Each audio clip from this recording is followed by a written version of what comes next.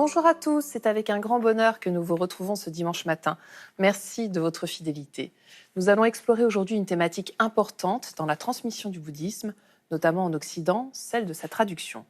Le bouddhisme a toujours été une sagesse traduisible, c'est ce qui a d'ailleurs permis son assimilation par des hommes et des femmes de divers horizons depuis 2600 ans. N'étant pas attaché à une langue sacrée spécifique, il a pu s'adapter à travers le temps et l'espace.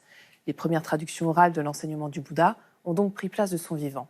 Celui-ci souhaitait en effet que le message essentiel de son enseignement soit accessible à tous. Alors, quelles sont aujourd'hui les différentes missions ou objectifs de la traduction du bouddhisme? Est-ce vraiment réalisable? Que nous dit plus précisément le Bouddha sur le sujet? C'est ce que je vous propose de voir sans plus attendre avec notre invité. Audrey de Serrières, bonjour. Bonjour. Alors, vous pratiquez le bouddhisme tibétain depuis une vingtaine d'années dans la lignée Kagyu. Vous êtes aujourd'hui traductrice au Centre d'études et de méditation de Dakpo Kagyu Ling, en Dordogne. Vous êtes notamment la traductrice de la Majjhima Rinpoché. Tout à fait. Et vous êtes également responsable de la bibliothèque qui s'y trouve, à laquelle on a d'ailleurs consacré un très beau reportage. Exactement. Il y a quelque temps. Alors, Audrey de Serrières, première question. Dans quelle mesure le bouddhisme est-il traduisible? Si le bouddhisme n'était pas traduisible, je pense qu'aujourd'hui, en France et même dans tous les pays du monde, nous n'aurions pas accès à cette sagesse. Donc ça montre bien que le bouddhisme a cette capacité, cette universalité, cette capacité d'adaptation donc, à d'autres langues, à d'autres cultures. Donc c'est notamment le cas avec la France, puisqu'on le voit maintenant depuis une cinquantaine d'années. Alors d'ailleurs, le Bouddha lui-même s'est exprimé sur le sujet. Tout à fait. Il y a un extrait tiré donc du Vinaya Pitaka, la corbeille du Vinaya. Il y a un épisode où le Bouddha parle avec des moines qui étaient d'origine brahmane à l'époque et qui se disputaient sur le fait qu'il fallait consigner les paroles du Bouddha en vers sanskrit, qui était alors la langue sacrée védique par excellence.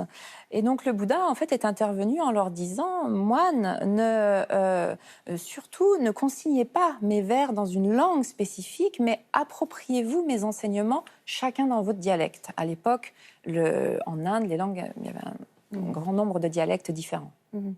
Ça en dit long sur son intention. Donc tout à fait, ça en dit extrêmement long sur son intention, qui est donc de rendre son message accessible au plus grand nombre. Et pour qu'il soit accessible, l'aspect le plus élémentaire, en fait, bien, c'est la langue de chacun. Donc ça passe vraiment par cette assimilation, cette appropriation par notre propre langue. Donc les mots et la signification des mots ne dépendent pas, en fait, d'un ordre divin de la langue. Et c'est cette liberté qui a permis qu'il soit traduisible. Alors justement, traduisible, traduire, il y a beaucoup de confusion sur ces termes-là. Est-ce qu'on peut les éclaircir avec vous? À la base, c'est le verbe translater qui était utilisé, dont la racine latine est translatio, qui signifie transporter d'un lieu à un autre ou déplacer d'un lieu à un autre. Et donc initialement, c'était le terme utilisé qui existe toujours dans la langue française, mais qui est tombé complètement en désuétude, pour dire traduire. Et puis, il y a un historien italien de la Renaissance, Leonardo Bruni, qui a utilisé un autre terme, issu du latin traducere. Traducere ne signifiait pas traduire d'une langue à une autre, mais signifiait aller au-delà, faire traverser, conduire au-delà. Et donc il a utilisé, peut-être de façon innocente, mais peut-être pas tant que ça, ce terme pour dire traduire d'une langue à une autre. Et puis ce terme-là, finalement, a supplanté l'utilisation de translater au XVe siècle et il est devenu, en fait, le terme utilisé dans toutes les langues latines, donc traduire en français, mais aussi en italien, en espagnol, alors que les anglo-saxons ont gardé translate, donc plutôt plus proche de translatio. Donc déjà, cela nous en dit long sur la complexité de la tâche du traducteur. Est-ce qu'il s'agit juste de déplacer d'une langue à une autre ? Ou bien, comme le dit le linguiste Dobenesque, s'agit-il du recommencement d'un écrire? Et je pense que dans la tradition bouddhique, dans le contexte français notamment, c'est plutôt le deuxième aspect, il s'agit de conduire au-delà. Alors justement, quels sont les 3 objectifs de la traduction du bouddhisme? Alors, le premier objectif, je dirais, consiste tout d'abord à rendre accessible. Ensuite, il y a l'aspect de la préservation aussi qui rentre en ligne de compte, et puis de l'appropriation. Rendre accessible. Rendre accessible, comme nous l'avons vu au début de l'émission, le Bouddha souhaite que son message puisse être accessible pour les personnes qui souhaitent l'étudier, y réfléchir, se familiariser avec ou encore méditer pour aller au-delà justement de leurs conditions confuses et que cela mène vers donc, le résultat de la libération. Donc, et ceci passe par évidemment la langue maternelle, donc ou le langage, on va dire. Donc c'est vraiment le premier aspect de le premier but de la traduction. Et la préservation, donc? La préservation aussi, la traduction est aussi envisagée comme un facteur de préservation. Si l'on regarde les traditions vivantes du bouddhisme actuellement, que ce soit au Japon, en Chine, en Thaïlande, au Tibet, nous nous rendons compte qu'elles ont survécu parce que ces traditions ont traduit en fait tous les textes sacrés bouddhiques auparavant. C'est ce qui a permis au bouddhisme de perdurer. Si l'on regarde plus précisément au Tibet, l'héritage qui est arrivé de l'Inde, qui a été traduit des langues indiennes en tibétain, n'existe quasiment plus aujourd'hui en Inde. Et donc, la traduction a permis de préserver, et même de faire fleurir pendant plus d'un millénaire, grâce à des traducteurs comme Vairocana, Yeshede, Marpa et tant d'autres, qui ont permis que le bouddhisme puisse continuer. Voire même, ce qui est intéressant aussi aujourd'hui, c'est que grâce à cela, on peut retrouver en Inde ce qui a été perdu initialement. C'est-à-dire qu'on peut retraduire depuis le tibétain envers des langues indiennes. C'est ce que fait d'ailleurs un institut d'études à Sarnath depuis les années 90, où ils essayent de recréer les originaux à partir du tibétain. Oui, donc il s'agit vraiment de protéger un patrimoine littéraire et culturel. Hein. Absolument. Et Dzongtsar Khyentse Rinpoche le souligne en disant que peut-être même la survie du bouddhisme tibétain tiendra à sa traduction dans une autre langue. Pourquoi pas en français? Pourquoi pas. Alors le troisième aspect que vous avez souligné, c'est l'appropriation. Nous nous approprions les choses par le langage, par les mots. Donc c'est le premier degré élémentaire d'assimilation de quelque chose, de tout message. Et c'est la même chose pour le bouddhisme. Cependant, nous nous approprions ces notions par le prisme des significations que nous mettons derrière les mots. Ces significations, elles ne sont pas figées, elles dépendent d'une culture, elles dépendent d'une époque, elles dépendent d'une éducation. Donc tout ceci constitue, on va dire, un flot mouvant auquel il faut aussi prêter attention parce que ce n'est pas non plus l'essence du message du Bouddha. Mais c'est par là que ça va passer, cela transite par la langue. Donc il faut une forme de vigilance quand même. Une vigilance à bien démêler le message essentiel d'un aspect culturel, notamment. Parce que ce n'est pas parce que l'on souhaite apprendre le bouddhisme que l'on souhaite apprendre une culture. On ne souhaite pas devenir tibétologue si l'on souhaite apprendre le bouddhisme tibétain. Il s'agit de deux choses distinctes. Alors justement, quels sont les grands défis en France, aujourd'hui, de la traduction? Alors je dirais qu'il y a déjà un défi que nous pourrions appeler lexical. Si nous revenons un peu dans le passé, en prenant comme point de comparaison le Tibet a créé sa langue écrite pour transmettre le bouddhisme. Le roi Songtsen Gampo, à l'époque, a envoyé un de ses ministres, Tonmi Sambota, en Inde, pour qu'il produise une langue écrite pour diffuser le bouddhisme. Donc la langue tibétaine a été créée de toutes pièces, la langue tibétaine écrite a été créée de toutes pièces dans ce but-là. Et en plus, il s'est inspiré du sanskrit, donc une des familles de langues originaires de l'enseignement du Bouddha. Ce n'est pas du tout le cas avec le français. C'est-à-dire que notre langue n'a pas été créée pour cela. Elle ne reflète ni dans sa structure, ni dans sa grammaire les principes bouddhiques, ce qui est le cas en tibétain.